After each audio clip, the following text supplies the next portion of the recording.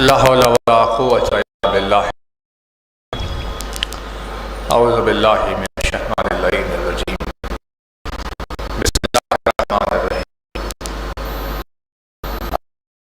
الذي قصرت عن رؤيته الناظرين وعزت عن نعته أرحام الواسعين صلی علی محمد وآلہ الطاہرین ولعنۃ اللہ علی أعدائهم وقتلتهم أجمعين إلى قيام يوم الدين. أما بعد فقد قال الله سبحانه تبارك وتعالى الله الرحمن الرحيم الحمد لله رب العالمين.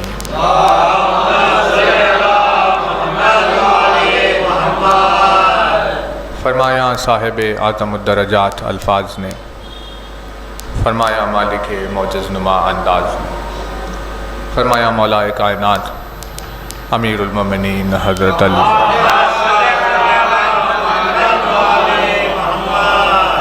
مولا کائنات کے جس مبارک و مقدس فرمان سے آپ کی خدمت میں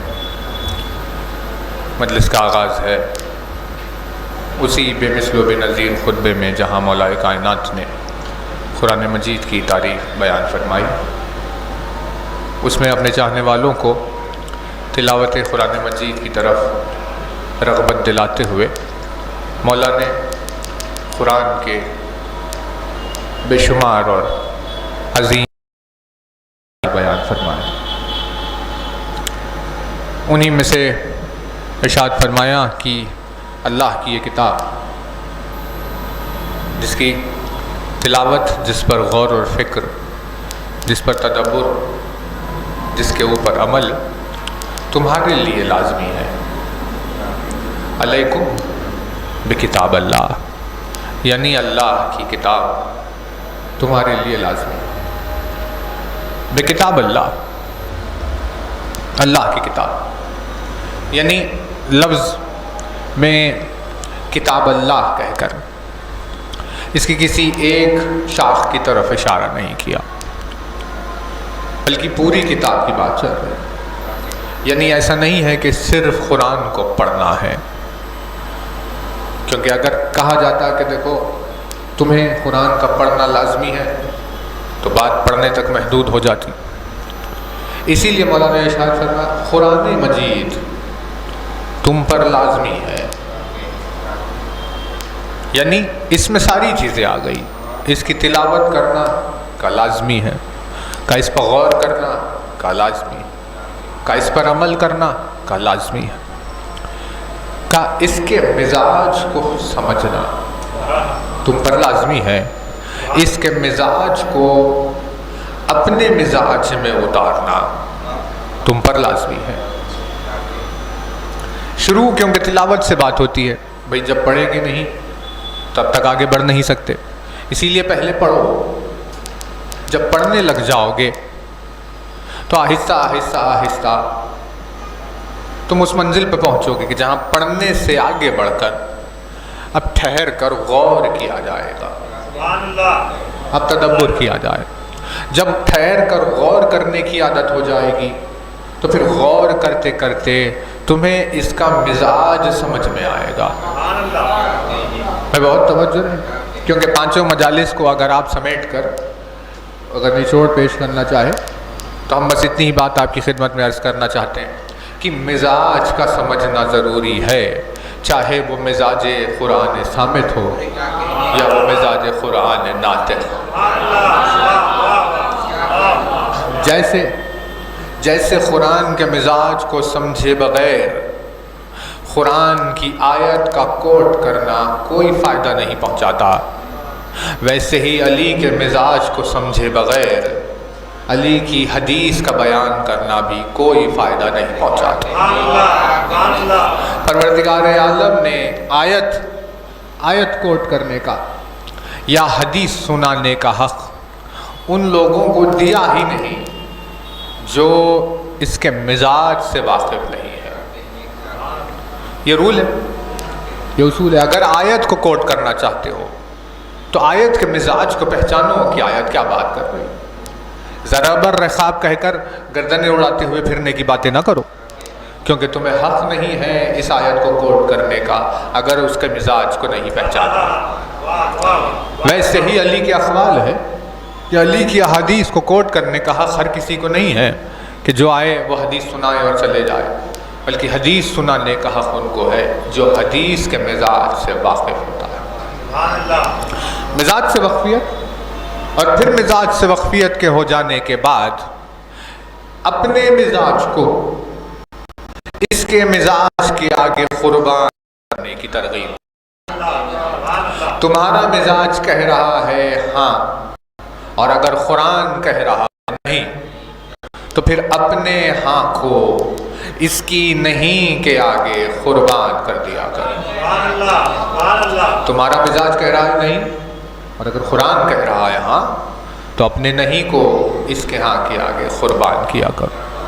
اسی لیے مولا نے بڑے انتہا قیامت خیز انداز میں ارشاد فرمایا علیکم بکتاب، تم پر لازمی ہے اللہ کی کتاب، تلاوت بھی، تدبر بھی، تفکر بھی، قرأت بھی، مزاج بھی، غور بھی، فکر بھی، تأخل بھی، تدبر بھی، آہستہ آہستہ سب کچھ جو بھی کتاب میں موجود ہے وہ سب تم پر لازمی ہے۔ اس کے بغیر تمہاری کامیابی ممکن نہیں ہے نا؟ توجہ رہے، بہت توجہ رہے۔ قرآن کی تلاوت کرنے والوں کے لیے ضمانت نہیں ہے کہ وہ جنت میں چلے جائیں گے، لیکن قرآن کا مزاج سمجھنے والوں کے لیے ضمانت ہے کہ وہ ہمیشہ جنتوں ہی میں رہیں گے، کیونکہ تلاوت سے اور مزاج کے وقفیت میں بے انتہا فرق ہے۔ تو اتنی زیادہ اہم کہ اس کے بغیر مومن کی زندگی کا ایک پل نہیں گزر سکتا، پھر بھی ہے قرآن صامت۔ تو جب صامت کے بغیر ایک لمحے کے لیے نہیں گزر سکتی، تو ناطق کے بغیر ایک لمحے کے لیے کیا گزرے گی؟ اسی لیے جس نے بھی اس کتاب کو پڑھنے کی جستجو کی اور اس کتاب میں دل لگایا، اس کتاب نے لے جا کر اس کے دل کو علی کے نام سے لگا دیا۔ اب چاہے وہ سورہ الحمد ہو، علی کے فضائل بیان کر رہا ہے، وہ سورہ یاسین ہو، علی کے فضائل بیان کر رہا ہے، وہ سورہ توحید ہو، فضائل علی بیان کر رہا ہے، وہ چاہے سورہ رحمان ہو، فضائل علی بیان کر رہا ہے، وہ سورہ مریم ہو، علی کی فضیلت بیان کر رہا ہے، وہ سورہ انبیاء ہو، فضائل علی بیان کر رہا ہے، اب چاہے وہ سورہ محمد ہی کیوں نہ ہو،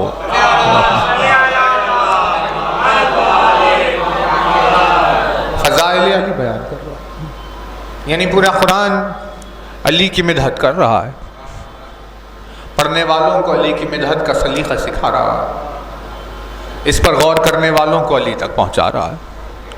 عجیب عظیم الشان کار خیر جو قرآن مجید انجام دے رہا۔ تو ہم نے بھی ارادہ کر لیا کہ بھئی ٹھیک ہے، تلاوت پھر لازمی ہے، اور ماہ مبارک کے آتے آتے تو بہار کا زمانہ آیا۔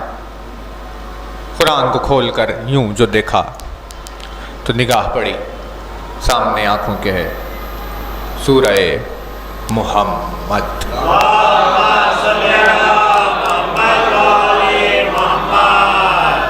پروردگار عالم نے بہت ساری باتیں اس میں کی، جن میں سے دو جن چیزوں کو دہرایا اس نے، وہ کیا کیا ہے؟ وہ ہے ایک یہ کہ اس سورے میں بیان کی گئی تعریف کیا ہے، یعنی کافر کی تعریف یعنی یہ تعریف نہیں جو جنرلی اردو میں تعریف ہے، عربی میں یعنی پہچان کروائی۔ اس صورت میں اللہ نے کافر کی پہچان کروائی اور اعمال کے ساتھ ہونے والی کچھ چیزوں کا ذکر بار بار کیا۔ آغاز آپ کی خدمت میں کر رہے ہیں، آپ بات کو آگے بڑھائیں گے۔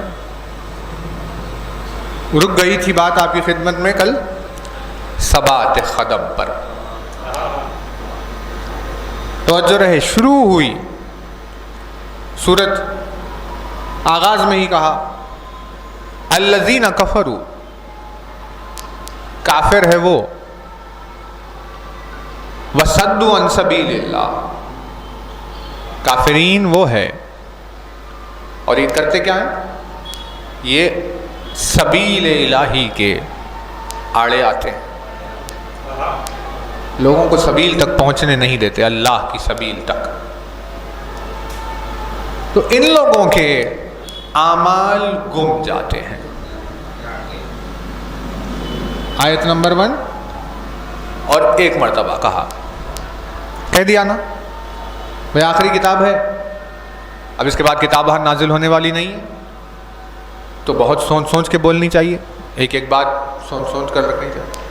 کہہ دیا کہ اعمال گم جائیں گے، کہ ٹھیک ہے پروردگار۔ آیت نمبر 1 میں ارشاد فرمایا، پھر اس کے بعد آیت نمبر 4 میں پھر ارشاد فرمایا والذین قتلوا فی سبیل اللہ، ایک سلوات بارگاہ الہی منتظر۔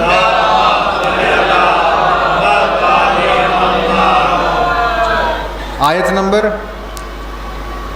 8 میں جہاں آج بات شروع ہونے والی ہے، پھر سے یعنی پہلی آیت میں ارشاد فرمایا، درمیان میں 6 آیتیں آئی، پھر 8ویں آیت میں پھر سے اس بات کو ریپیٹ کیا۔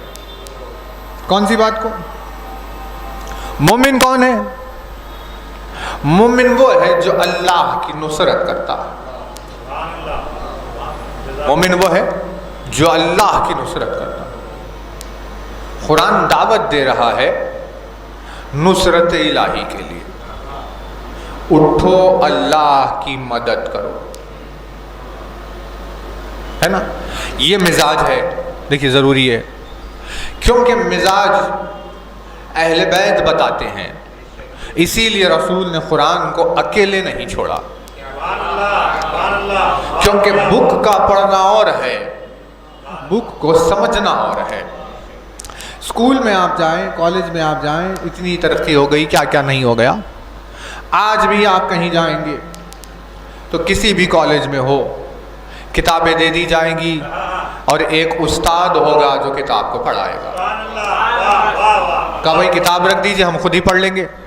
کہا اگر صرف کتاب ہے تو آپ پڑھ سکتے ہیں، لیکن کتاب کے مزاج کو سمجھانا یہ استاد کے بغیر نہیں ہو سکتا۔ توجہ، کتاب کے مزاج کو، کتاب ہے کس مزاج کی، اسے استاد سمجھائے گا۔ اسی لیے جس نے بھی استاد کو چھوڑ کر کتاب پڑھی وہ خود اپنے بدمزاج ہونے کی دلیل بن گیا۔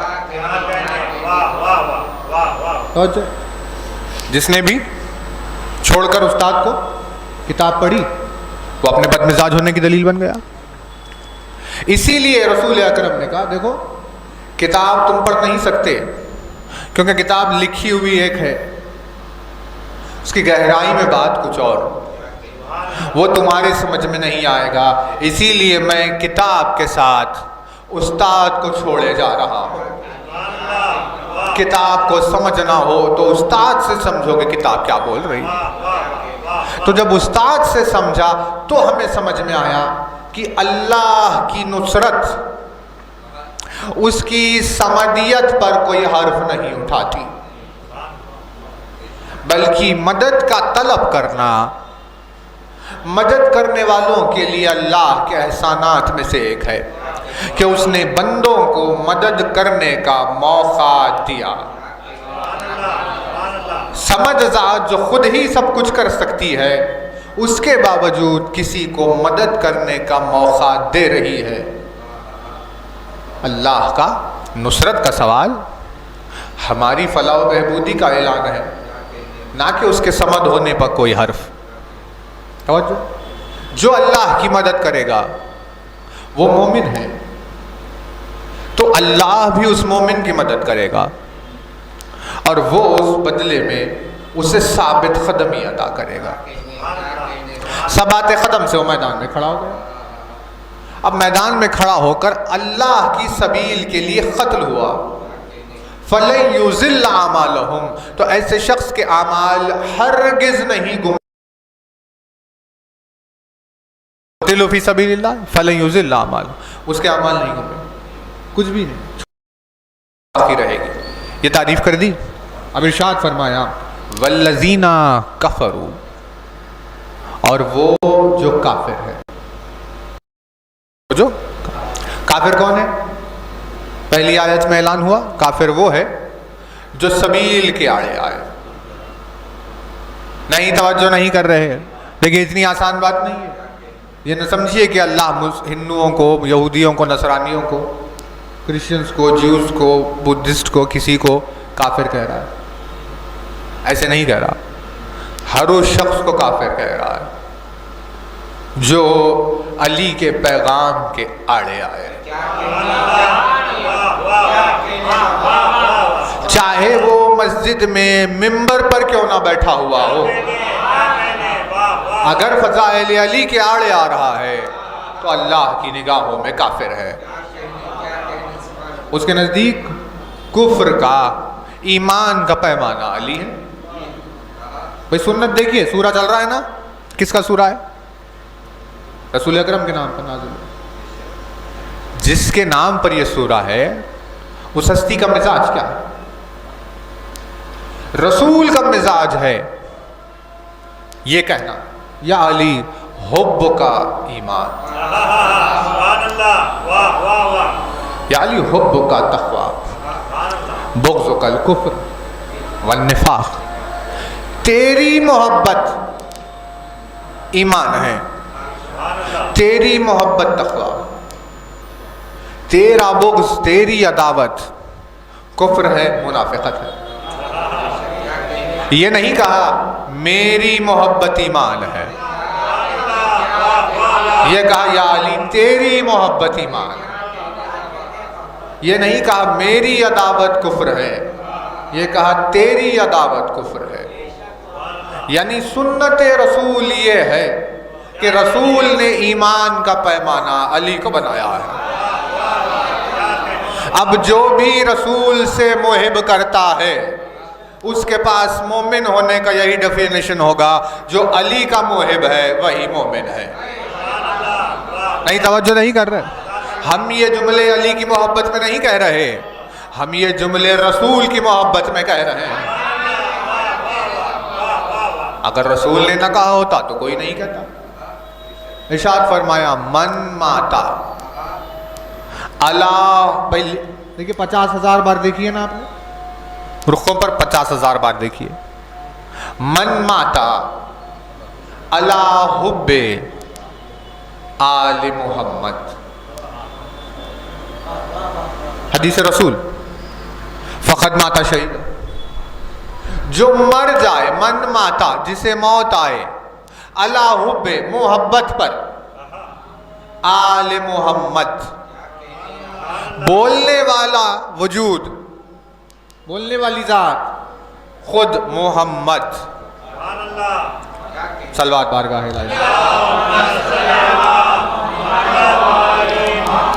لیکن خود بولنے کے باوجود یہ نہیں کہا من مات علی حب محمد و آل محمد. ارشاد فرمایا من مات علی حب آل محمد.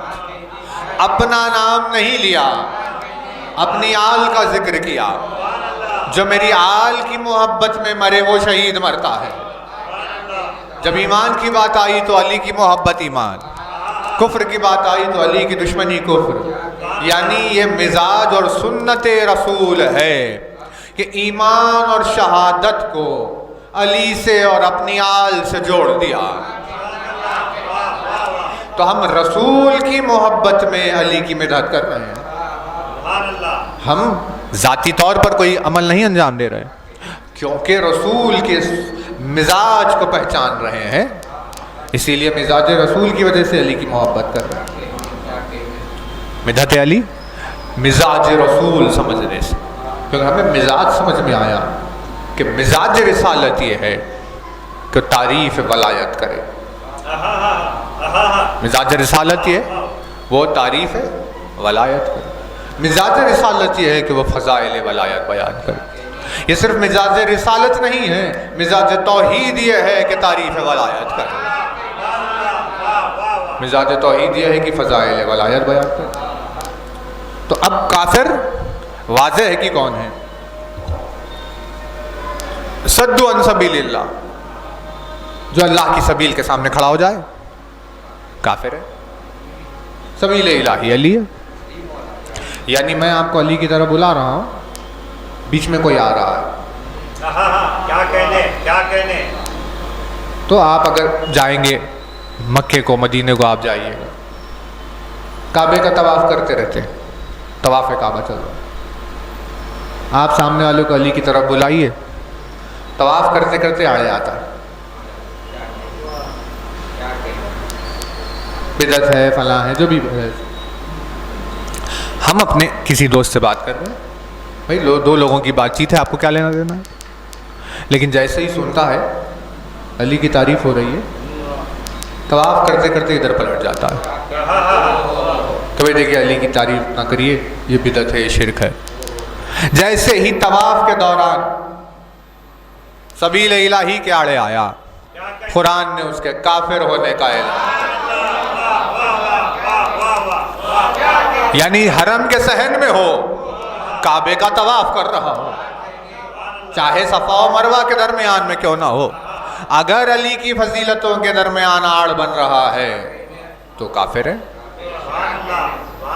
بھائی کافر ہونے کی کیا ڈیفینیشن ہے؟ تو آپ کو بھی دکھائی دیتے ہوں گے کافرین، کیونکہ یہاں بھی ہے۔ آپ بات کریے علی کی، ان کی صورت بنی، آپ بات کریے علی کی، وہ پریشان ہوئے، آپ نے بات کی علی کی، انہوں نے کہا شرک ہے، آپ نے بات کی علی کی، انہوں نے کہا بدعت ہے، بس یہی کافر ہے۔ اس کے سوا کیا ہے کافر؟ لیکن عجیب دنیا ہے، پتہ ہے کہ کافر ہے، پھر اسے سلام کرتے ہیں، پتہ ہے کافر ہے، پھر اس کے ساتھ اٹھتے بیٹھتے، مطلب ثابت قدمی نہیں ہے ابھی، تو پھر ہمارا شمار مومنین میں نہیں کیا جائے گا جب تک کہ مومن کافر کے خلاف ثابت قدم نہ ہو، اسے اس وقت تک مومن نہیں کہا جائے گا۔ یہ محفلیں بھی ساتھ چل رہی ہے، اٹھنا بیٹھنا بھی چل رہا ہے، سب کچھ چل رہا ہے، دعائیں ہیں، سلام علیک ہے، سب، تو پھر مطلب پروردگار نے کہا بھائی ایک ہی ہے، ایک ہی گروپ ہے، مومن وہ ہے جس نے کافروں سے کنارہ کشی اختیار کی ہے، تو اب کافر جو ہے تو اس کا کیا ہوا؟ آیت نمبر 1 تھی، آیت نمبر 1 تھی، الذین کفروا وصدوا عن سبیل اللہ اضل اعمالهم، ان کے اعمال گم گئے، گم جائیں گے ان کے اعمال۔ کن کے اعمال گم گئے؟ کہا جو کافر ہیں ان کے اعمال گم گئے۔ کہا کافر کون ہے؟ کافر وہ ہے جو سبیل الہی کے آڑے آئے، آڑے آتے ہی اعمال گم گئے۔ تو ٹھیک ہے، کہہ دیا تو نے کہ سبیل الہی کے آڑے آنے والے کافر ہوتے ہیں، ان کے اعمال گم گئے، ہمیں سمجھ میں آ گیا۔ اب آیت نمبر 8 میں ارشاد ہوا والذین کفروا وتعص لهم، والذین کفروا فتعص لهم، جو لوگ کافر ہیں ان لوگوں کا حال بہت برا ہے۔ ان لوگوں کا حال کیا ہے؟ بہت برا حال ہے۔ اب بہت برے حال سے مطلب یعنی اتنے گرے ہوئے ہیں، اتنے گئے ہوئے ہیں، اتنے گزرے ہوئے ہیں کہ ان سے برا حال کسی کا نہیں ہے۔ کیوں؟ کیونکہ وہ سبیل الہی کے آڑے آئے، سبیل الہی کے آڑے آئے، تعصل لهم، ان کا بہت برا حال ہے۔ اب یہ بہت برے حال کو ہم کیا کریں بتائیے؟ قرآن مجید نے برے حالوں کا بھی ذکر کیا، اب یہ بہت برا حال ہے، فتعصل لهم۔ ایک برا حال آپ کی خدمت میں عرض کر رہے ہیں، ایک ہمارا لفظ نہیں ہے، آیت ہے، ابھی اٹھا کے دیکھ لیجئے گا قرآن، سورہ مبارک ہے فیل، الم تر کیف فعل ربک باصحاب الفیل، کیا آپ نے یہ نہیں دیکھا کہ آپ کے رب نے ہاتھی والوں کے ساتھ کیا کیا؟ کب بتا پروردگار، ہم نے تو نہیں دیکھا، تو ہی بتا کیا کیا۔ تو کہا بھائی وہ ابرہا وغیرہ آ رہے تھے، کیا تھا؟ یعنی عام الفیل، پہلی عام الفیل رسول اکرم کے دنیا میں آنے سے 1 سال پہلے، 1 سال کے ڈیوریشن میں وہ، یعنی 30 عام الفیل، مولا کائنات کی ولادت 30 عام الفیل، 30 سال پہلے کعبے میں مولا کے آنے سے 30 سال پہلے اس نے حملہ کیا۔ تو پتہ چلا ہمیں ابراہہ کو علی کی دشمنی نہیں تھی، علی ہے ہی نہیں، ابراہہ کو کعبے سے دشمنی تھی، علی سے دشمنی، کعبے کی دشمنی میں کعبے کو توڑنے کے لیے آیا، کعبے کو ڈھانے کے لیے آیا، ہاتھیوں کے لشکر کو لے کر آیا۔ تو اصحاب فیل کہا پروردگار عالم، ہاتھی والے، تو کیا ہوا؟ کہا بھائی وہ آ گئے ہاتھی، ہم نے چھوٹی چھوٹی چھوٹی چھوٹی چڑیوں کو بھیجا، ابابیل کو بھیجا، کنکریاں دے کر وغیرہ، وہ آئی، ارسل علیہم طیرا ابابیل، آئے ان کے اوپر، اب انہوں نے وہ گرایا، اور گراتے گراتے گراتے وہ کنکر، چھوٹا سا کنکر، خاصیت کیا تھی؟ ایسے آ کر نہیں گرتا تھا وہ کنکر، کنکر جب گرتا تھا تو جب گرا اگر، یعنی سر پر اگر گرا تو سر میں چلا، بدن سے پورے ہوتے ہوئے پورا یعنی پھاڑتے ہوئے نکل کر نیچے سے زمین پر چلے گیا، ایسے لگ کر گرتا نہیں تھا وہ کنکر، یعنی اس نے نابود کر دیا۔ اور کرتے کرتے کرتے کرتے یہ حال ہو گیا پورے ہاتھی اور ان کے لشکر والوں کا کہ قرآن نے ان لوگوں کے لیے کہا فَجَعَلَهُمْ كَعَصْفٍ مَّأْكُولٍ، ہم نے انہیں بنا دیا، عصف کسے کہتے ہیں؟ گھاس کو، گھاس پھوس کو عصف کہتے ہیں، عصف، معقول کہتے ہیں، یعنی اکلا، کھانے کہتے ہیں اکلا یا کل وغیرہ، معقول، ہم نے ان لوگوں کو کھائی ہوئی گھاس پھوس کی طرح بنا دیا، ہم نے انہیں کیا بنا دیا؟ ابراہہ تھا جو بادشاہ تھا، جو اتنا بڑا لشکر لے کر آیا تھا، وہ زور دبدبا جو بھی تھا، اتنا بڑا ہاتھیوں کا لشکر کھائی ہوئی گھاس کے جیسا ہو گیا۔ تب کھائی ہوئی گھاس مطلب اب بکری نے گھاس کھائی، اب کسی گائے نے گھاس کھا لی، تو کھانے کے بعد جو حال گھاس کا ہو جاتا ہے، کھائی ہوئی گھاس، ہم نے ابراہہ اور اس کے لشکر کو کعصف معقول، کھائی ہوئی گھاس جیسا برا بنا دیا، یعنی اتنا انہیں گرایا کہ اب وہ کھائے ہوئی گھاس پھوس کی طرح ہو گئے۔ کہا تو نے اتنا برا حال کر دیا؟ کہاں اتنا برا؟ کہا کیا دشمنی تھی پروردگار؟ وجہ کیا تھی؟ کہا انہیں کعبے سے دشمنی تھی، تو ہم نے انہیں کعصف معقول بنا دیا۔ تو جب کعبے سے دشمنی والوں کا یہ حال کر دے گا تو مولود کعبہ سے دشمنی والوں کا کیا حال کرے گا؟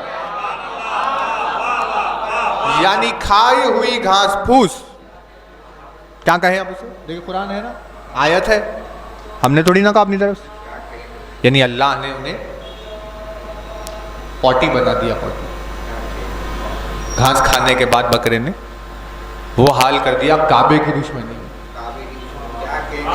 کعبے کی دشمنی میں یہ حال کر دیا، تو جو مولود کعبہ کا دشمن ہو اس کا کیا حال کرے گا؟ اس حال کو اس نے کہا والذین کفروا فتعصا لہم، کافرین کا حال بہت برا ہے، یعنی ہم اس سے زیادہ بدتر ان لوگوں کو کرنے والے، ہم اس سے زیادہ بدتر ان لوگوں کرنے والے جو سبیل الہی کے آڑے آئے۔ فالذین کفروا فتعصا لہم، ہم نے انہیں کیا کیا؟ بہت برا کر دیا۔ ٹھیک ہے بات، آیت نمبر پھر سے کہا فتعصا لہم واضل اعمالہم، اور دیکھو ان کے اعمال بھی گم گئے۔ ارے ابھی 6 آیتیں پہلے تو نے کہا تھا اعمال گم گئے، پھر 6 آیتوں کے بعد پھر کہہ رہا ہے اعمال گم گئے۔ ارے آخری کتاب پروردگار، ایک ایک ورڈ چن چن کے ادا کر دے، ریپیٹ مت کر بات کو۔ آخری بات چیت ہے، اس کے بعد بات ہونے والی نہیں. یہ ریپیٹیشن میں ایک دو تین باتوں کو دہرانا دے، لیکن نہ جانے کتنی شدت پائی گئی. انہوں نے کہا بھائی آخری کلام ہی صحیح، لیکن ہم پھر سے دہرا رہے ہیں. جو سبیل الہی کے آڑے آیا فتعصل لہم، بہت برا ہوا اور ان کے اعمال گم گئے. گم گئے، پہلے گمے تھے پھر گم گئے. وہ جو گمے تھے وہ ملے ہی نہیں اور پھر گم گئے. یہ دو دو بار ان کے اعمال گم گئے. اور مومنین کے لیے بھی دو باتیں کہی. کیا کہا؟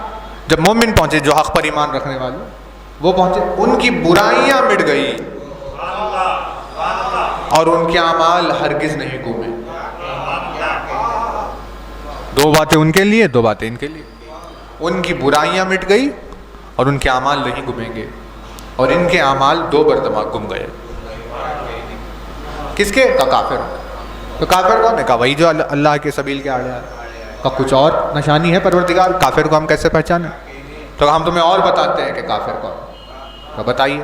اب اس نے ارشاد فرمایا کون ہے کافر، یا ایسے کیوں ہوا ان کے ساتھ، پھر سے کیوں گم گئے اعمال؟ ذالک بأنہم کرہوا ما انزل اللہ. یہ اسی لیے ہوا کیونکہ کافر کراہیت کرتا ہے، چڑھتا ہے، منہ بناتا ہے اس بات سے جسے اللہ نازل کرے.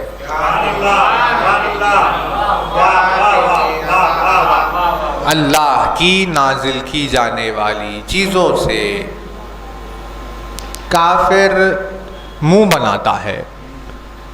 یہ کافر کی پہچان ہے، جسے اللہ نے نازل کیا ہو اس سے دور رہتا ہے. کیونکہ اللہ کے نازل کردہ اعمال احکام اس کی اشیاء سے چڑھتا ہے، اسی لیے وہ کافر ہے اور اس کے اعمال گم گئے.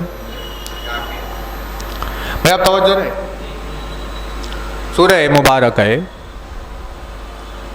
نجم میں اللہ نے معراج رسول بیان کی کہ وہ معراج پر گئے، یہ ہوا فلاں ہوا. تب کیا کیا نازل کیا اللہ نے بتائیے جس سے کافر چڑھتے ہیں؟ اللہ نے روزی نازل کی، رزق نازل کیا، کیونکہ کھانا ہمارا آسمان سے آتا ہے. پانی کو اللہ نے آسمان سے نازل کیا، قرآن کو نازل کیا. بھائی سب چیزیں نازل ہو رہی ہے، 50 چیزیں نازل ہوتی ہے روزانہ، نزول چل رہا ہے. کافر کون ہے؟ جو نزول سے چڑھتا ہے. آپ نے دیکھا ہے کسی کافر کو جو بارش سے چڑھتا ہو؟ بھائی تمام کے تمام جسے اللہ کافر کہہ رہا ہے وہ خود کو مسلمان کہہ رہے ہیں. قرآن سے محبت ہے، قرآن کہہ رہا ہے وہ چڑھتے ہیں اللہ کے نزول سے، لیکن وہ نہیں چڑھ رہے. تو پتہ یہ چلا کہ بھائی ان ساری چیزوں کو دیکھو تو اللہ نے اسے ڈیلیگیٹ کر دیا، حوالے کیا. میکائیل تم جاؤ روزی بانٹ دو، روزی ہم طے کریں گے، بانٹو تم. ٹھیک ہے، میکائیل کے ذریعے سے روزی آئی. پانی رات تم جاؤ برسات کر دو. کہا ٹھیک ہے پروردگار. رات آیا، اس نے برسات کرا. قرآن نازل ہوگا، جبریل تم جاؤ آیتیں لے کر. یہ سب ہو رہا ہے اس کی طرف سے نازل، لیکن ڈیلیگیٹ کر دیا اس نے. یہ تم، یہ تم، یہ تم، یہ تم، یہ تم.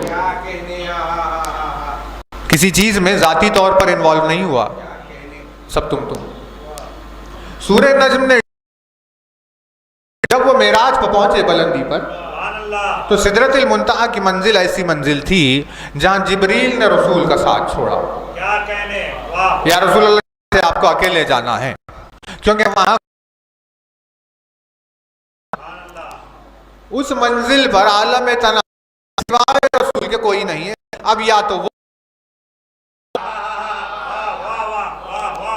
اب ایسے عالم میں کچھ بھی نہیں ہے. وہاں آیت نے کہا فَأَوْحَا إِلَىٰ عَبْدِهِ مَا أَوْحَا، ہم نے اپنے بندے کی طرف ایک وحی،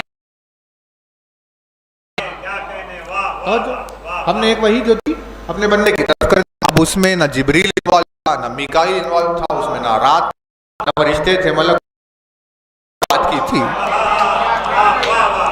اور دونوں میں تنہائی میں کچھ بات ہو گئی، ہم لوگوں کو پتہ ہی نہیں، ہم زمین پہ رہ گئے، معراج میں ساری باتیں ہوں گی۔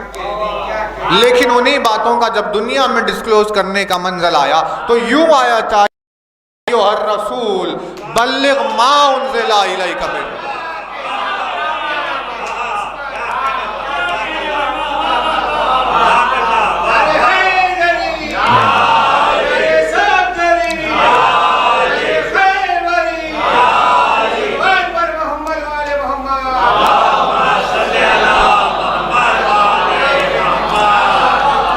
میرے حبیب وہ بات پہنچائیے جو آپ کے رب کی طرف سے آپ پر نازل ہوئی ہے، یعنی سوائے ولایت علی کے اس نے ذاتی طور پر کچھ بھی نازل نہیں کیا۔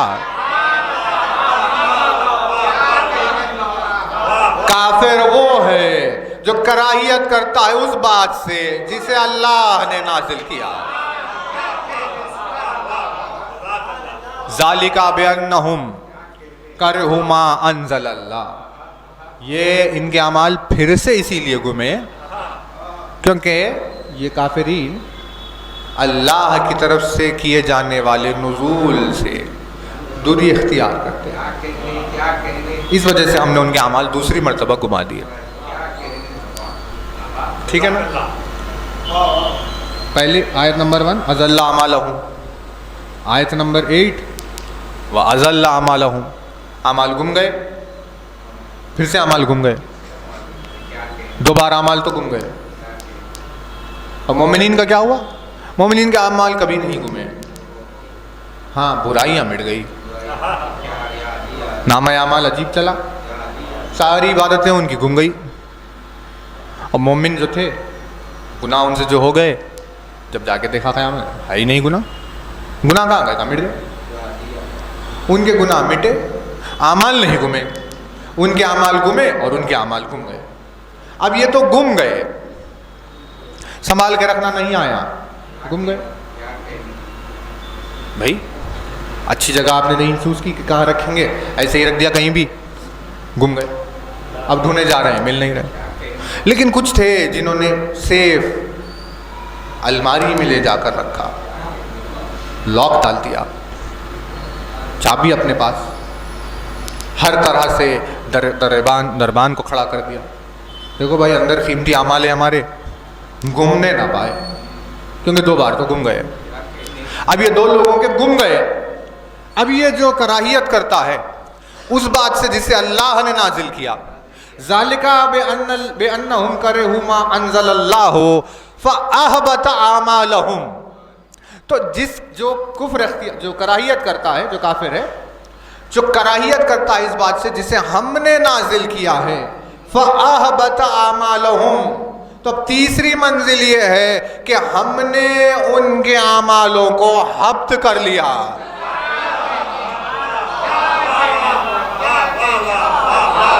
پہلی مرتبہ گمے، دوسری مرتبہ گمے، اگر کسی کے کچھ رہ گئے ہم نے انہیں انویلڈ کر دیا۔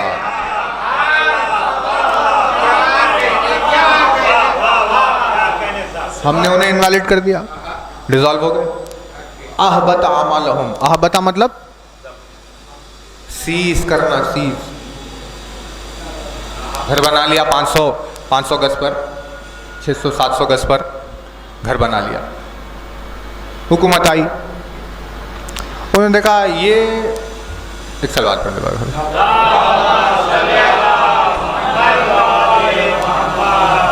آگر حکومت نے دیکھا یہ کہاں سے آپ کا محل بن گیا؟ حکومت نے سوال اٹھایا، اب یہ رہ رہے تھے اتنی شان سے، لیکن گما نہیں، وہ گم گئے، وہ وہاں گاؤں میں زمین تھی، وہ تھا، وہ فلاں تھا، وہ جائیداد تھی، ہمارے دادا کی تھی، پر دادا کی تھی، انہوں نے چھوڑا تھا، اب جا کر آپ ڈھونڈیے، ملتی نہیں، کہاں گئی وہ زمین؟ کیا کہنے بھئی وہ گم گئی، واہ واہ واہ، اب آپ ڈھونڈتے رہے، مل نہیں رہی، وہ گم گئی، وہ تو یہ تھی گم گئی، رہ گئے 500 گز، کم از کم اس پہ بنا لیں گے ہم اپنا گھر، اس پر گھر بنا، اب وہ گم گئے، کیا کہنے یہ نہیں گمی. اس حکومت نے ایک دن آ کر دیکھا یہ آپ کا اتنا بڑا گھر یہ کہاں سے آیا؟ تو کہا یہ ہمارا گھر ہے. تو کہا بھائی بتائیے دستاویز. اب ہے نہیں ہے وہ ایک الگ بحث. سبحان اللہ بہت سو کے پاس تو ہے بھی نہیں سبحان اللہ واہ لیکن رہ رہے. اگر انہوں نے نکال بھی لیا یعنی ہم ان کی بات نہیں کریں جن کے پاس نہیں ہے. اب ان کی کیا بات کریں؟ ہے ہی نہیں. جب آپ کے پاس کاغذات تو ظاہر سی بات ہے آپ کو وہاں سے نکلنا ہوگا.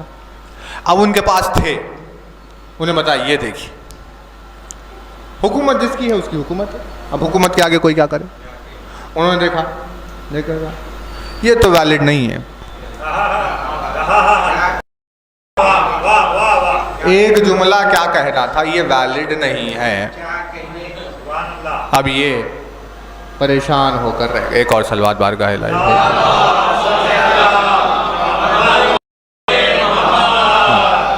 اب یہ پریشان ہو کر رہ گئے. تو اب توجہ رہے گمنے میں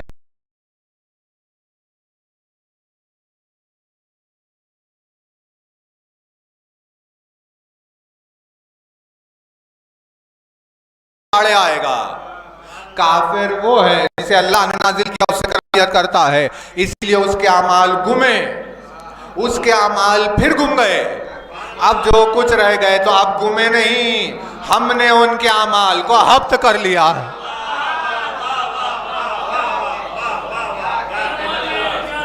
بھائی روایتیں نہیں ہے واقعات نہیں. سورہ محمد کی آیت ہے. کم از کم اس کتاب کے نازل ہونے والی ہستی پر ایمان اگر ہو تو اس سورے پر کوئی انگلی نہ اٹھائے. یہ سورہ جناب محمد پر شان محمد میں نازل ہوا ہے. جس سورے کا نام ہو سورہ محمد صرف وہی سورہ بتائے گا کہ علی کے دشمنوں کے اعمال ہبت کر لیے جاتے ہیں.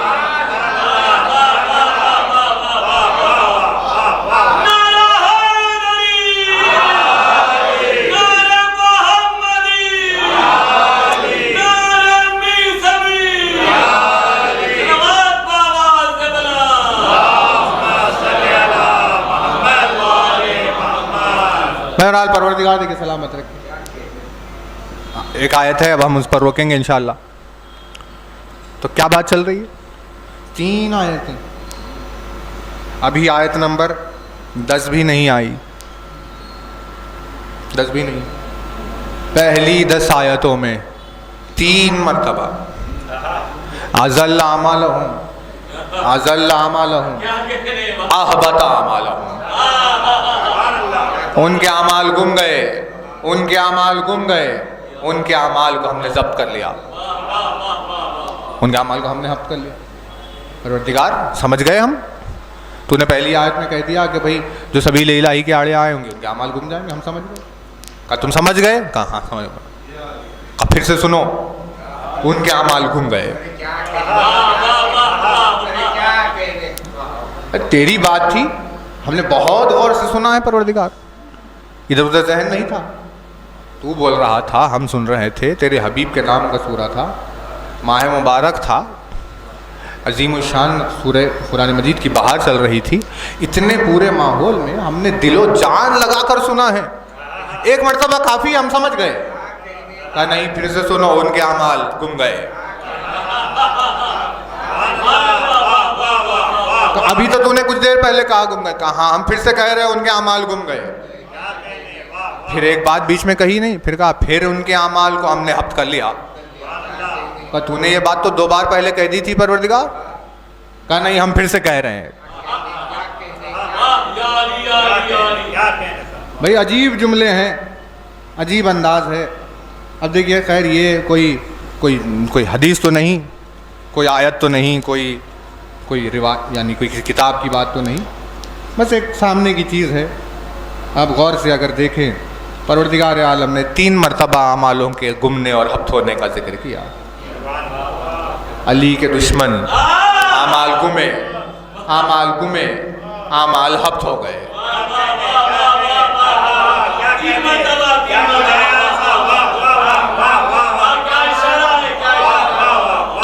سمجھ میں آ رہی ہے کہ کہاں مال گمتے ہیں، کہاں برائیاں مٹتی ہے۔ کافر وہ ہے جو سد راہ بن جائے سبیل اللہ پر، کافر وہ ہے جو اس کے نازل کردہ چیز پر کراہیت کرے۔ ان کے اعمال گمے، ان کے اعمال کو ہم نے حفظ کیا، ختم ہو گیا۔ آپ کیا کریں؟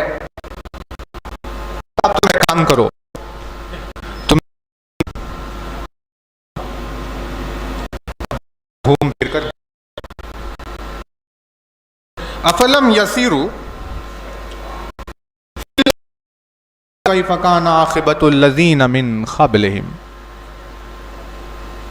تم ایک کام کرو، تم نکلو اور گھوم گھوم کر دیکھو کہ یہ تو اب تمہارے سامنے تمہاری بستیاں ہیں، تمہارا زمانہ، لیکن تم سے پہلے ہوئے گزرے ہوئے لوگ، ان کی کیا حالتیں تھیں، ان کے کیا مقامات تھے۔ جب ان کا یہ حال ہو گیا تو پھر تمہارا کیا؟ بھائی 100 سال، اور اب آج کل کے ہمارے دور میں 50 ڈیویشنز، بھائی ادھر چلے ادھر چلے ادھر چلے ادھر۔ اب وہ قدیم زمانے میں فون نہیں، ٹی وی نہیں، کوئی چیز نہیں، کچھ نہیں، کیا نہیں، بھائی کرنے کو کوئی ہے ہی نہیں، کیا کریں؟ کہ اعمال جمع کرتے ہیں۔ تو تم نے کتنے اعمال جمع کیے ہوں گے ان کے مقابلے میں؟ بھائی تم تو اپنی سارا دن ادھر پھرتے رہتے ہو، 50 جگہ ہے تمہارے پاس، اس دور میں کوئی تھا ہی نہیں، بیٹھ گئے ایک بار مسلح پر تو اب بس بیٹھے ہی ہوئے، اب کہاں جائیں؟ اتنے زیادہ جمع کرنے والے لوگ گزرے ہیں تم سے پہلے، ایک بار ان کا حال دیکھ لو۔ اتنے زیادہ اعمال والے جب گم گئے تو تمہارے 2 دن کے اعمال کیا باقی رہ جائیں گے؟ بھائی سیر کر کے دیکھ لو، عبرتیں مل جائے گی۔ 300 سال، 400 سال، 500 سال پرانا زمانہ، جناب موسیٰ، فرعون، اس سے پہلے، یعنی لائف سپین ہی 200 سال، 300، جناب آدم کا 1000 سال، جناب نوح کی 2500 سال۔ تو نبیوں کو ہزاروں میں دے رہا ہے، تو امت کو ایک 600-700 سال تو دیے ہوں گے، وہ 600-700 سال، اتنی عبادت ہے۔ یہ سب کچھ جمع کیا اور پھر کوئی ڈیویشن بھی نہیں، صرف عبادت میں لگے ہوئے، سبیل الہی کے آڑے آئے، سب گم گیا۔ تم جاؤ گھوم کر دیکھو، تم سے پہلے ان لوگوں کا کیا حال ہو گیا ہے۔ من قبلہم دمر اللہ علیہم، اللہ نے انہیں تباہ کر دیا، اللہ نے انہیں تباہ کر دیا، ان کی صورتوں کو تبدیل کر دیا، انہیں الٹ کر رکھ دیا۔ پروردگار وَلِلْكَافِرِينَ أَمْثَالُهَا، یہ ساری چیزیں ہم نے، یہ سب کچھ کافرین کی ہی مثال ہے، کافرین کے لیے یہ ساری چیزیں مثالیں بنی، جیسے ان کا حال ہوا تھا تمہارا یہ حال ہے۔ توجہ دیکھیے، آیت نمبر 11 ہے، آیت نمبر 11 پر ختم کر رہے ہیں یہ خمسہ۔ کافر وہ ہے جو سبیل الہی کے آڑے آ جائے، کافر وہ ہے جو اللہ کی نازل کردہ شے سے کراہیت کرے۔ دو چیزوں کی اس نے ڈیفینیشن دی، یہ دونوں کرنے والے کافر۔ مومن کون؟ مومن وہ ہے جو حق پر ایمان لے کر آئے، سبیل کے خلاف جو جائے وہ کافر ہے، حق پر جو ایمان لے کر آئے وہ مومن ہے۔ خداوند عالم نے صاحبان عقل و فہم سے بات کی، سبیل اور حق کہہ کر، معنی سب کے ایک ہی ہے، سبیل کے معنی علی، حق کے معنی علی، سلام کے معنی علی، دعا کے معنی علی، قرآن مجید میں نیکی کے معنی علی، خیر کے معنی علی، صراط کے معنی علی، میزان کے معنی علی، نعمت کے معنی علی، رحمت کے معنی علی۔ یہ اس نے بات کہہ دی ہے، یعنی لوگوں کو سمجھ میں نہیں آ رہا، دیوانوں کو، کہ کیا بات چل رہی، لیکن بات ایک ہی چل رہی ہے، سوائے اس کے وہ کسی کی بات نہیں کر رہا، کہیں اسے سبیل کہہ کر پکارا۔ کہیں اسے صراط کہہ کر پکارا، کہیں اسے میزان کہہ کر پکارا، کہیں اسے نعمت اور رحمت کہہ کر پکارا۔ یہ تو اسے الگ الگ ناموں سے الگ الگ مقامات پر کیوں پکار رہا ہے؟ کہ جس مقام پر اس نے جیسا جلوہ دیا ہم اسے ویسے نام سے پکار رہے ہیں۔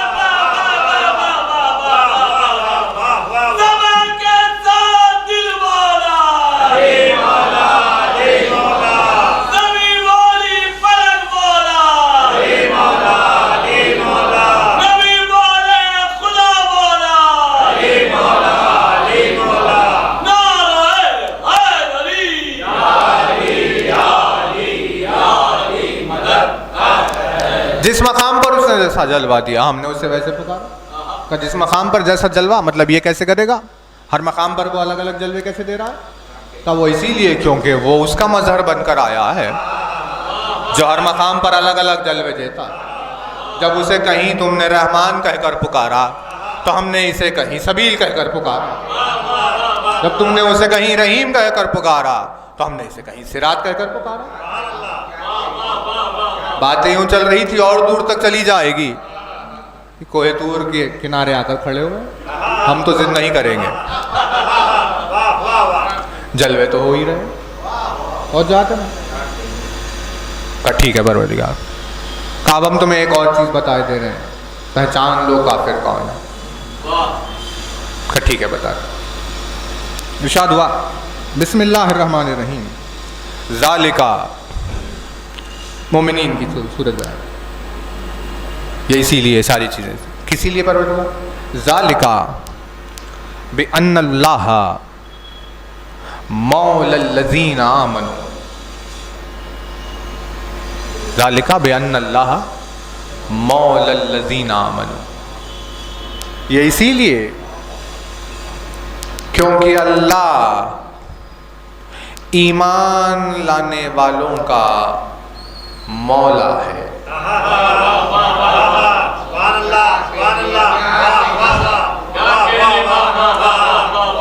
بھائی صاحب سیدھی بات ہے، سورہ محمد ہو اور اس میں ذکر مولانا ہو، یہ تو ہو ہی نہیں سکتا۔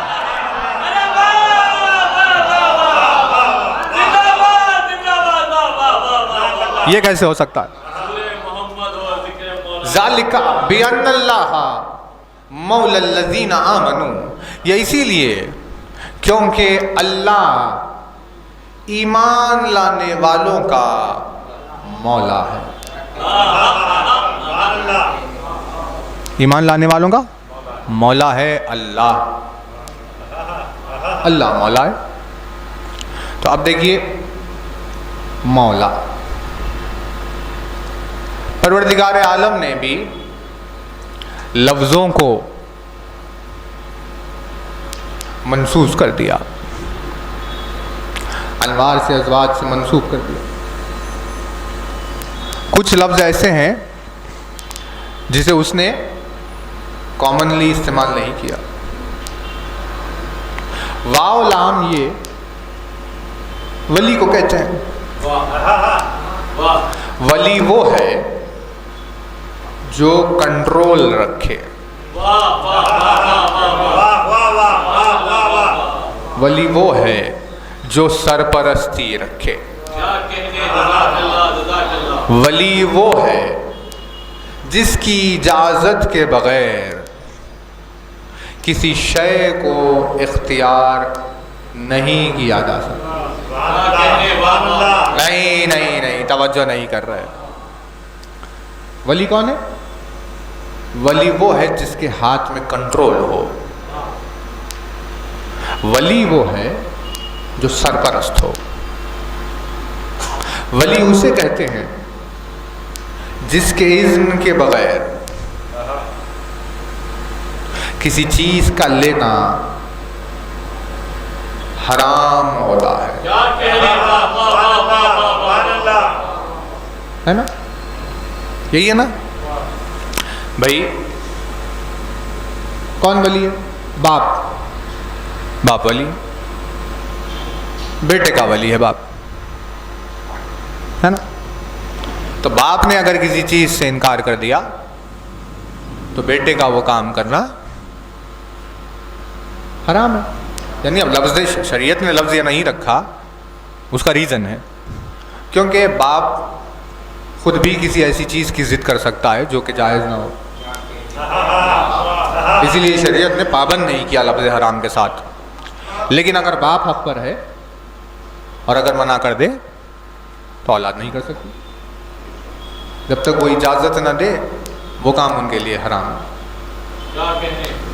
بھائی معصیت الہی کی بحث اور ہے، خداوند عالم کے خلاف نہیں بول سکتا کیونکہ ولی کے اوپر ولی، ولی کے اوپر ولی، دادا باپ بیٹا تین لوگ کھڑے ہوئے ہیں. اب بیٹے نے ضد کی بھائی ہمیں یہ چاہیے، باپ نے منع کر دیا آئس کریم چاہیے ہمیں، باپ نے کہا نہیں. اب باپ کی مرضی کے بغیر کھا نہیں سکتا. شریعت نے پابند لفظ حرام سے نہیں کہا کیونکہ بھائی باپ ہو سکتا ہے کہ حق پر نہ ہو کیونکہ بشر ہے. توجہ رہے، ورنہ پھر اسٹوری بنے گی یہ کیا ایک لفظ کہہ دیا، یہ عجیب باتیں کر رہے ہیں. وہ اسٹوریز تو چل رہی ہے تو وہ چلتے رہیں، یہاں پر ہم اپنا کام کریں گے. تو پر یہ شریعت نے یوں پابند نہیں کیا کیونکہ بھائی وہ بھی خطا کار ہے، ہو سکتا ہے وہ صحیح نہ ہو، اسی لیے ہم پابند نہیں کریں. لیکن تم باپ کے خلاف نہیں جا سکتے. باپ نے کہہ دیا آئس کریم نہیں کھانا ہے نہیں کھانا. اب بیٹا ضد کر رہا ہے بھائی ہمیں کھانا، اب کھا نہیں سکتا، کھائے گا تو طبیعت خراب ہو جائے گی، سزا ملے گی، صحت خراب. پروردگار بھائی باپ کی نافرمانی کی سزا بھگتو، ہم کیا کریں. نہیں توجہ رہے، کیا ہے گناہ تو پھر بھگتو، نافرمانی کی ہے تو اس کی سزا بھگتو. لیکن اب وہ ضد کو دیکھ کر دادا نے کہا ٹھیک ہے لو. اب جیسے ہی دادا نے کہا جا کر لے لو، یہ خوشی سے دوڑے. ابھی تک جس بات پر یہ اڑے ہوئے تھے اب وہ اپنے باپ کے خلاف نہیں بول سکتے کیونکہ ولی پر ولی ہے. اس طرح ہوتے جب آخری ولی کی بات آئے گی تو کتنے بھی اولیاء کیوں نہ ہو اس ولی کے خلاف نہیں جا سکتے.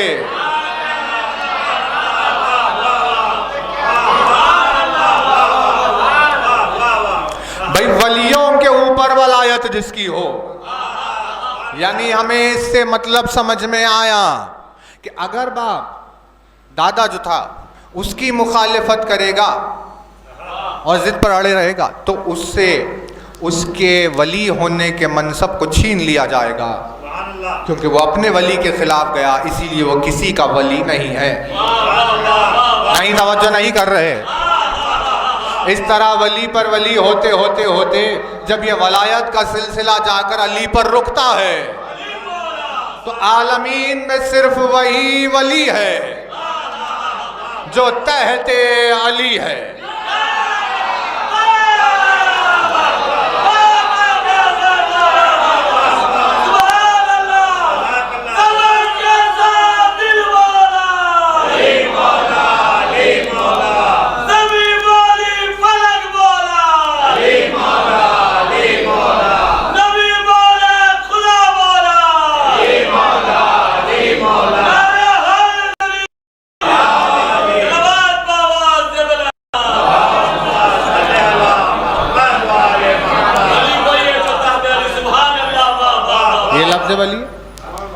ولی اتھارٹی ہے لیکن تم اسے کھو دو گے اگر اپنے اوپر والے ولی کے خلاف جاؤ.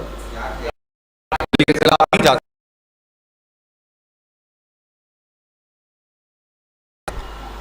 ولیوں پہ ولایت جس کی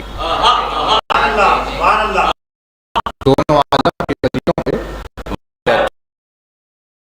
اماموں پر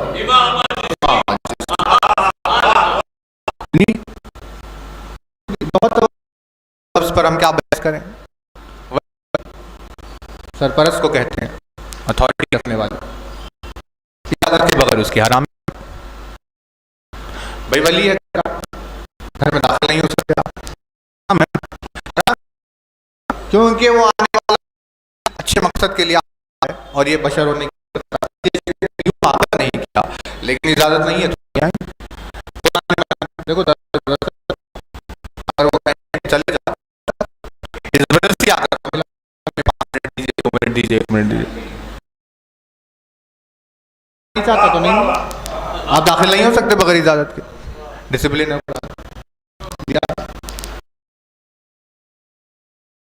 چھوڑ کر، حرام ہوا نا.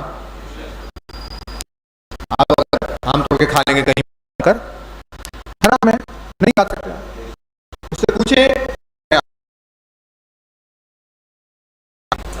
تو 2 کھا لیجئے. ولی کی کا پوزیشن دیکھیے، اس کی اتھارٹی دیکھیے. 2 1 کھا لو 2 لے جاؤ تو اب ٹھیک، لیکن اس کی مرضی ہے. ولی ولی ولی ولی ہر طرف چلا، بیٹی کا باپ ولی، شوہر زوجہ،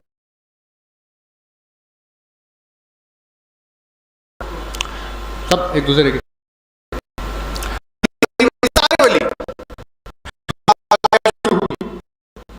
لقب کو پہچانیے، لقب کو پہچانیے، صفت کو پہچانیے. جاتی ہے چیخ چیخ کر پھرتے ہیں لوگ، اشہد ان علی ولی اللہ.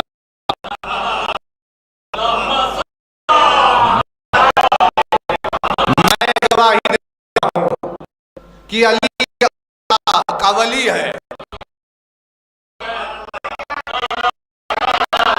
گواہی دے رہا ہوں یعنی ہمیں سب کے ولی ہونا، یہ ولی ہونا سمجھ نہیں.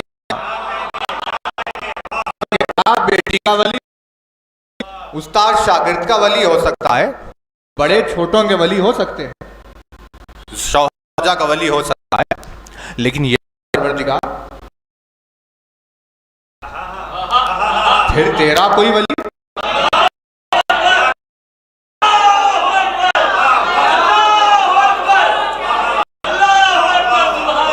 مجھے بتا دے علی ولی اللہ کا مطلب کیا ہے؟ کیونکہ تو عالمین کا پروردگار، تیری قدرت، تیری سمدیت، تیری احدیت، تو معبود، تیرے آگے سب سرنگو، سامنے تیرا بندہ کھڑا ہوا. معبود کے آگے عبد، اور عبد معبود کا ولی. بھائی مطلب کیا ہے اس کا؟ اس کا مطلب یہ ہے علی ولی اللہ کا مطلب یہ ہوا کہ کوئی اللہ کو علی سے ہٹ کر نہیں سمجھ سکتا.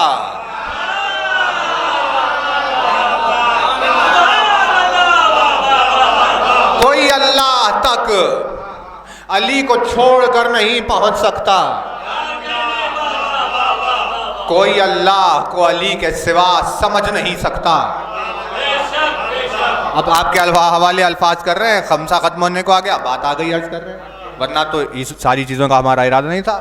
مطلب یہ ہو کہ اب اگر کسی نے علی سے ہٹ کر اللہ کو سمجھنے کی کوشش کی، اب اگر کسی نے علی کو چھوڑ کر توحید کی بات کی، تو اس کا توحید کا کلمہ پڑھنا حرام ہو جاتا.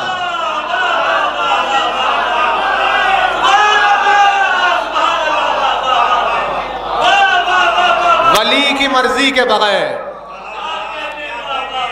وہ عطا ہی نہیں ہوتا. ولی اللہ کا مطلب یہ ہے کہ جس کے پاس امور توحید ہو، جو جب چاہے جسے چاہے امور توحید میں سے کچھ بھی عطا کر. لفظ ہے نا ولی، لیکن پروردگار عالم نے اسے اور خاص بنایا، لفظ کو ڈھالا، چینج کیا اور بنایا مولا. سبحان اللہ سبحان اللہ. کیونکہ ولی جو لفظ ہے آپ اگر دیکھیں گے تو ولی کافروں کا بھی ہے، جزاک اللہ، جزاک اللہ، مومنین کا بھی ہے. ولی دونوں کے ہیں. سلطان شیطان کے پاس بھی ہے، سلطان اللہ کے پاس بھی ہے. تو آپ اگر دیکھیں گے یہ الفاظ سلطان ہو، ولی ہو، ایسے اور تھوڑے ایسے الفاظ جو قرآن نے استعمال کیے، تو بتا رہی ہے آیتیں آپ کو کہ بھئی یہ کامن ہے. یہ سب کے لیے ہو سکتا ہے. تمہارے ہم سرپرست ہے، اس کا وہ سرپرست ہے. اللہ ولی الذین آمنوا یخرجہم من الظلمات الی النور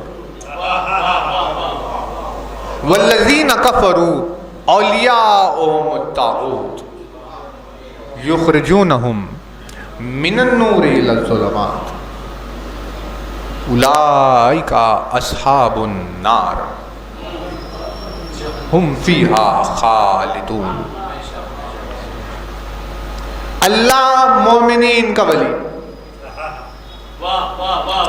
طاغوت کافرین کا ولی. مومنین کی نفس اللہ کے ہاتھوں میں، کافرین کی نفس طاغوت کے ہاتھوں میں. مومنین کی نفسوں کو اللہ نے جدھر چاہا موڑا، کافرین کی نفس کو طاغوت نے جدھر چاہا موڑ دیا. اللہ نے ان کی نفسوں کو جنت تک پہنچایا، طاغوت نے ان کی نفسوں کو جہنم میں پہنچا دیا. بھائی بہت توجہ ہے، قرآن اعلان کر رہا ہے. لیکن انہیں ولی کس نے بنایا؟ طاغوت کو ولی کس نے بنایا؟ دیکھیے لفظ ولی کامن ہو لیکن اتھارٹی کا ڈیفرنس ہے. جس نے اپنی نفس کو خود شیطان کے حوالے کر کے شیطان کو اپنا ولی بنا لیا تو اللہ نے کہا یہ تمہارا بنایا ہوا ولی ہے. جسے تم اپنے ہاتھوں سے اپنا ولی بنا لو گے وہ ابلیس کی طرح ہوگا، تمہیں لے کر جائے گا نور سے ظلمات کی طرف.